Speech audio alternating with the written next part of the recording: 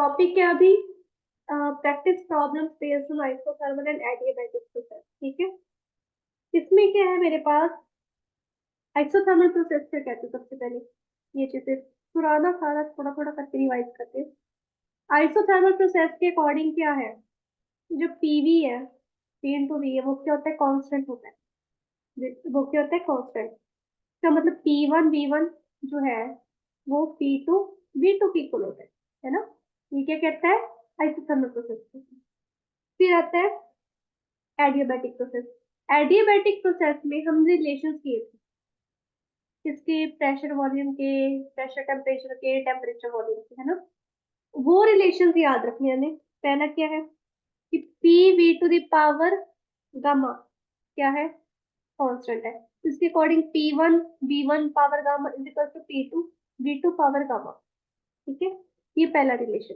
ये दोनों पहले रिलेशन में आते हैं। ठीक है, दूसरा रिलेशन क्या है कि T V to the power one, sorry gamma minus one, gamma minus one क्या है? वो भी कांस्टेंट है।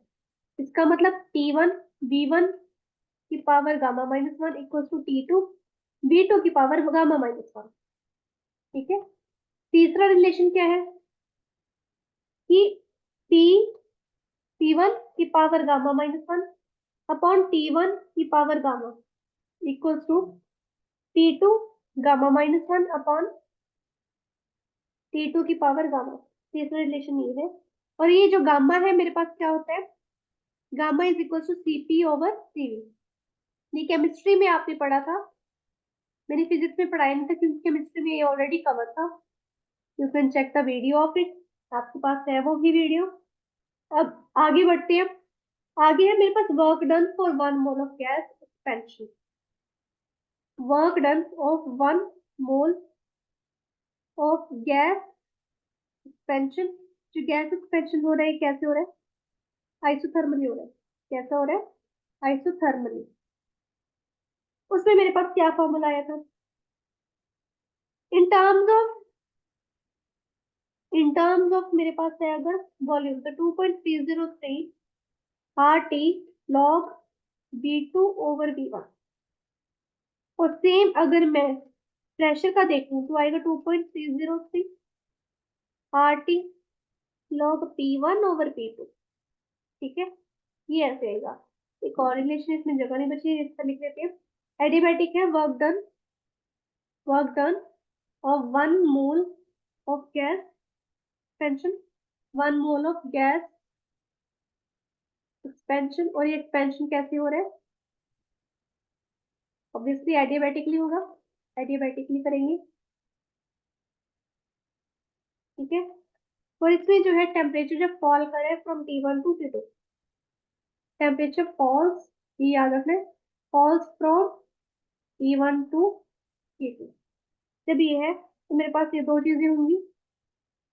एक्सपेंशन की बात करें सिर्फ कंप्रेशन में, हमने किया था कंप्रेशन में अलग होता है।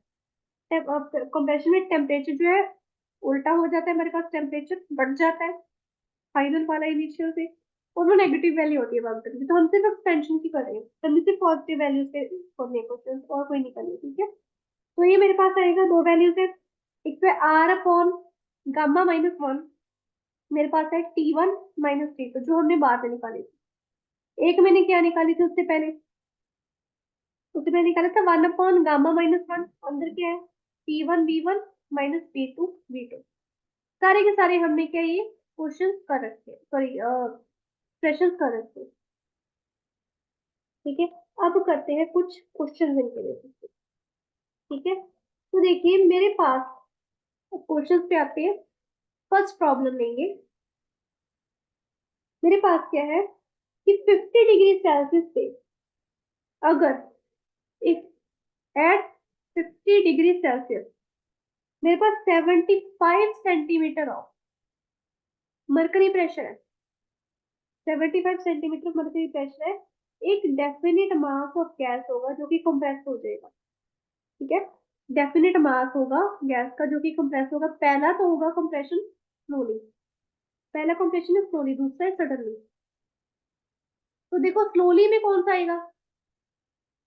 स्लोली में कौन सा आएगा? आइसोथर्मल।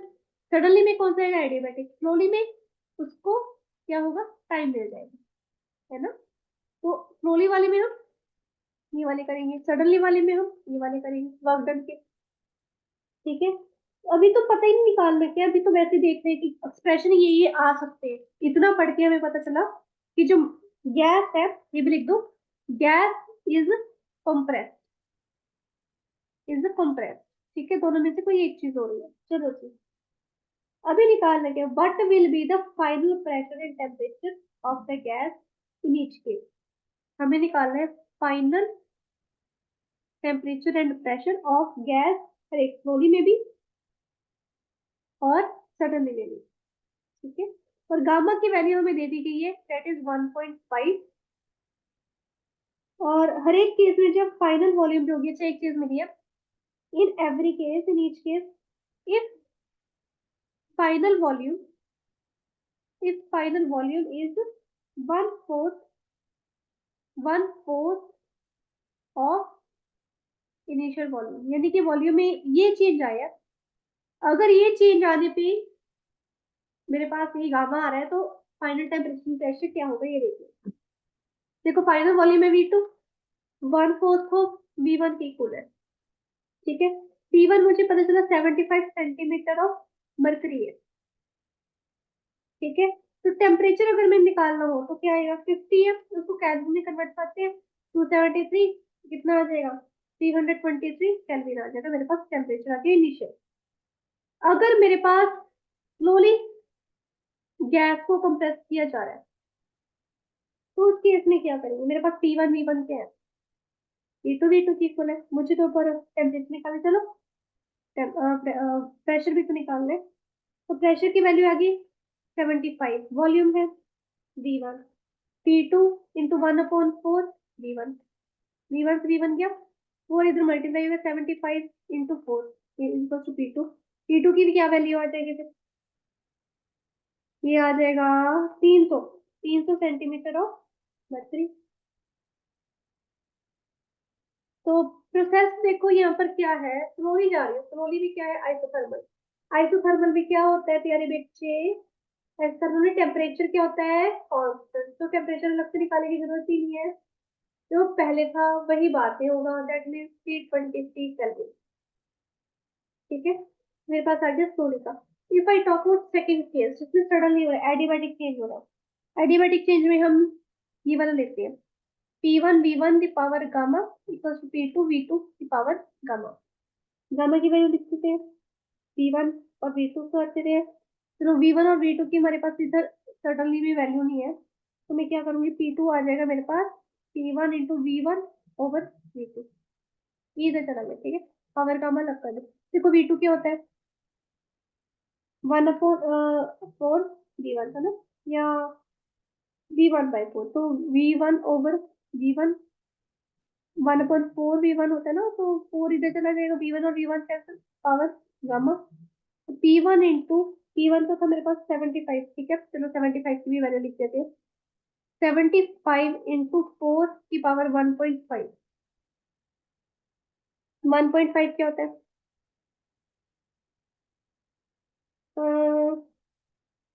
1.5 मीन्स एक तो होगी पावर 1.5 होगी, है ना। तो 75 इंटू 4 की पावर 4 का अंडर रूट हो गया, वो तो 2 आ जाएगा। तो 75 इंटू 4 मेरे पास 300 आ गया था, 300 इंटू 2 मेरे पास 600 आ गया, 600 प्रेशर आ गया मेरे पास सेंटीमीटर ऑफ मर्करी। ये लिखना जरूरी है भाई, नंबर कट जाएंगे, यहाँ पे लिख देना भाई 70, यहाँ पे लिखो, ये P2 आ गया। अब इसमें टेम्परेचर में चेंज आएगा, क्यों आएगा, क्योंकि एडियाबैटिक है, टेम्परेचर हम यहाँ करेंगे। ठीक है, ठीक लगेगा, तो T1 V1 की power gamma -1 equal to T2 V2 की पावर गामा -1, ये मेरे पास आ गया। इनिशियल तो पता है, फाइनल निकालना है, तो T2 मेरे पास आ जाएगा बस उसी तरीके से, T1 into V1 over V2, gamma की वैल्यू 1.5 -1, T1 है मेरे पास 323 इंटू, सेम मेरे पास 4 ऊपर आ जाएगा, ऊपर पावर है 0.5, 0.5 मीन्स हाफ हो गया, हाफ मीन्स अंडर रूट हो गया, 4 का अंडर रूट 2 होता है, तो 323 इंटू 2 हो गया मेरे पास, विच इज 646 केल्विन। अगर इन्होंने कहा है कि डिग्री सेल्सियस में निकालनी है तो उसको डिग्री सेल्सियस में कन्वर्ट कर दो, -300 वहां कर दो, ठीक है, सॉरी -273 निकाल दो तो 373 डिग्री सेल्सियस आ जाएगा। तो इस तरह से आपका ये क्वेश्चन हो गया। क्लियर। अब नेक्स्ट प्रॉब्लम करते हैं। समझ तो आ गया ना, ये इजी था, कुछ नहीं करना था, बस आपको क्या है, जो एक्सप्रेशंस आपने किए थे पिछले 2 क्लासेस में उनको याद रखना है, ठीक है, इसलिए वो पूरा जम के करवाए थे, एक्सप्रेशंस को याद रखो, रियली नेसेसरी। चलो अभी को इरेज कर दिया मैंने। अगला क्वेश्चन करते हैं।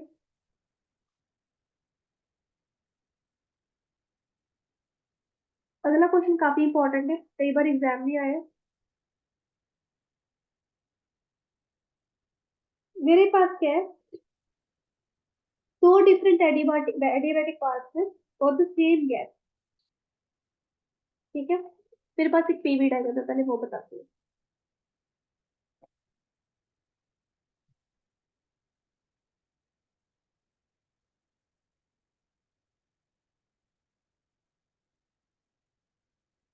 ए, बी, सी, यहाँ पे है डी, यहाँ पर मेरे पास इसे T1 जा रहा है नीचे, यहाँ पर इधर T2 जा रहा है नीचे, ठीक है। यहाँ पर वैल्यूज दे रखी है, यहाँ पर है मेरे पास VA, इसका आ जाएगा VD, इसका आ जाएगा VC और इसका आ जाएगा VB, ठीक है। ये वॉल्यूम है और इधर मेरे पास प्रेशर जा रहा है ऊपर से, तो इधर जा रहा है वॉल्यूम, ठीक है। अब इसमें पूछा क्या गया है, एक मिनट रुको।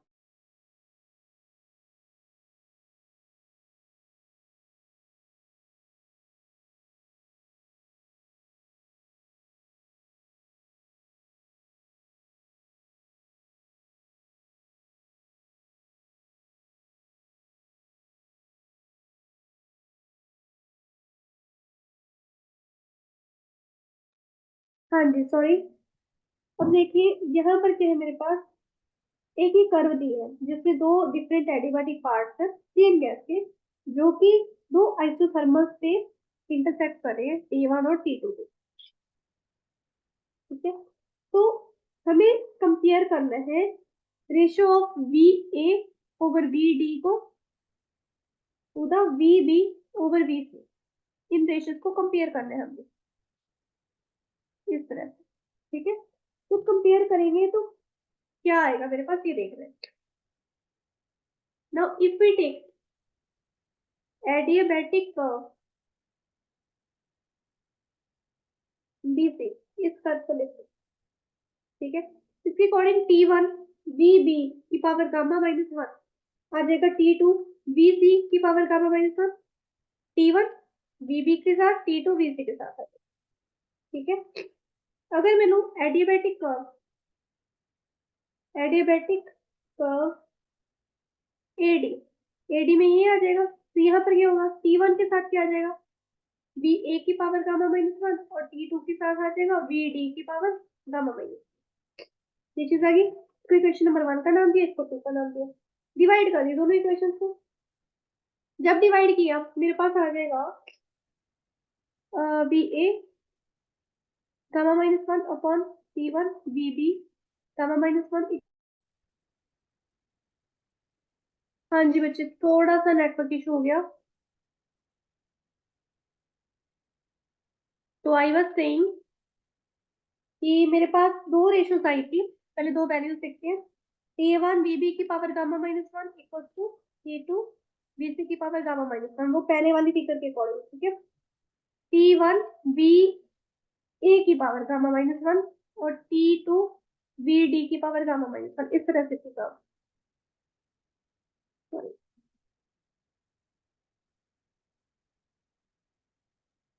ऐसे नहीं था, तो ये ऐसे तरफ इस तरफ आ गया था और ये इस तरह से ऐसे, ये था पीवी डायग्राम। तो ए बी सी टी, यहाँ पर था T1, यहाँ पर था T2, तो ये ए का था यहाँ पर VA, यहाँ पर था VB, यहाँ पर सॉरी VC, VD, VB नहीं डी, यहाँ पर था VB और यहाँ पर बीसी। इस तरह से मेरे पास यहाँ पर रिलेशन आई थी। एडियाबैटिक प्रॉब्लम की ये बीसी की ये इक्वेशन होगी और एडी की ये इक्वेशन होगी, ठीक है।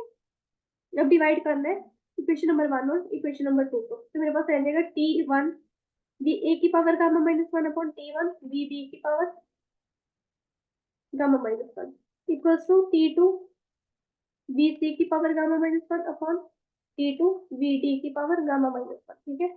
ये cancel cancel, V A over V A over, रुको,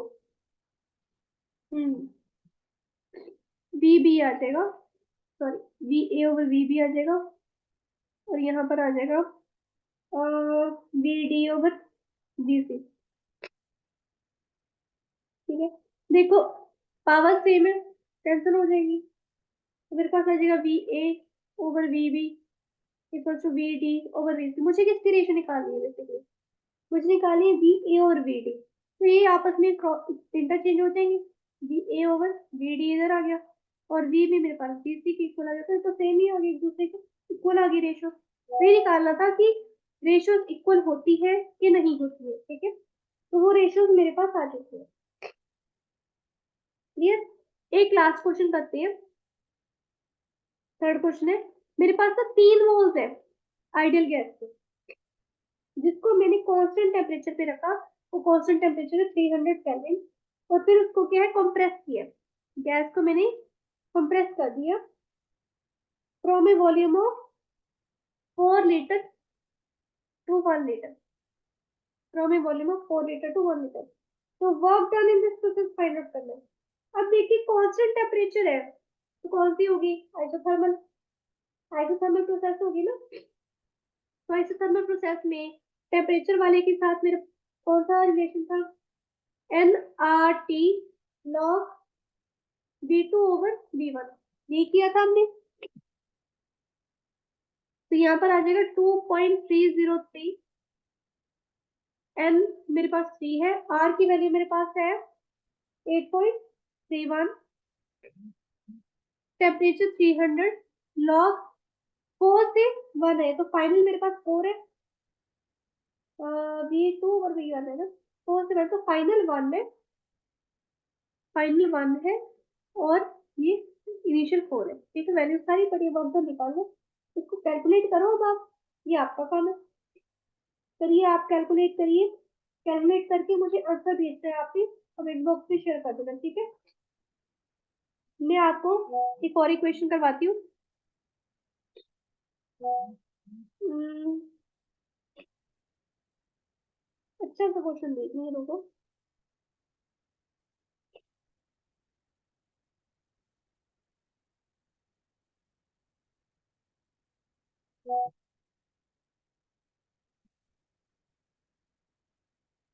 हाँ जी, मेरे पास है एक सैंपल, फोर्थ क्वेश्चन देखते हैं। मेरे पास सैंपल है हाइड्रोजन का, हाइड्रोजन गैस दे रही हूँ मैं, उसका मास है 6 ग्राम, सैंपल ऑफ हाइड्रोजन है, मास 6 ग्राम है, उसको एक्सपैंड किया जा रहा है आइसोथर्मली, को एक्सपैंड किया जा रहा है आइसोथर्मली। आइसोथर्मली मींस मेरे पास टेम्परेचर क्या होगा, कांस्टेंट, और वो कांस्टेंट टेम्परेचर 27 डिग्री सेल्सियस। कब तक करना है, कब तक एक्सपैंड करना है, till its volume is double, जब तक उसकी वॉल्यूम दुगनी नहीं हो जाती, तब तक के इसको एक्सपैंड करते रहने। तो निकालना क्या है, how many moles, how many moles of hydrogen do we have, पहले तो ये निकालना है। बेटा कोई डिस्टर्बेंस तो नहीं आ रही म्यूजिक वगैरह की,